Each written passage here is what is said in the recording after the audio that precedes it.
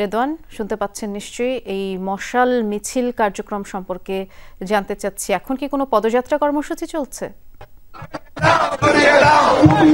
বৃষ্টি মূলত 7:30টার কিছুটা পর থেকেই কিন্তু ঢাকা ভার্সিটির বিভিন্ন সড়ক ঘুরে কিন্তু মশাল মিছিল করছেন শিক্ষার্থীরা। আমরা যদি একটু দেখাতে চাই যে সন্ধ্যা ঠিক 7:30টার কিছুটা পর থেকেই কিন্তু তারা মূলত এই আসিয়ার যে ধর্ষণের যে অভিযুক্তরা তাদের শাস্তির দাবিতে কিন্তু তারা এই ঢাকা বিশ্ববিদ্যালয়ের বিভিন্ন সড়ক তারা প্রদক্ষিণ করেন এবং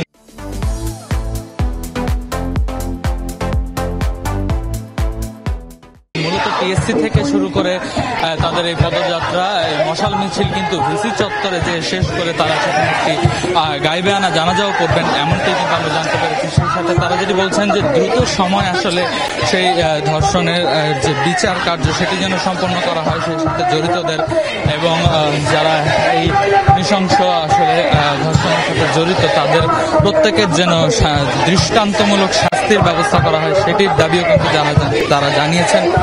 এই মশাল মিছিল থেকে মূলত তারা যদি বলছেন যে যারা এই ধর্ষণের সাথে জড়িত, সেই সাথে এই নারী নির্যাতনের যে সকল সাম্প্রতিক ঘটনা সবগুলোর বিচারে কিন্তু তারা নিশ্চিতের জন্যই মূলত এখানে তারা একত্রিত হয়েছেন এবং এই মিছিলের পরপরই কিন্তু এখান থেকে একটি গাইবে আনা জানাজা অনুষ্ঠিত হবে এবং সেই গাইবে আনা জানাজার মধ্য দিয়েই কিন্তু তাদের এই কর্মসূচি শেষ হবে বলে আমরা জানতে পেরেছি।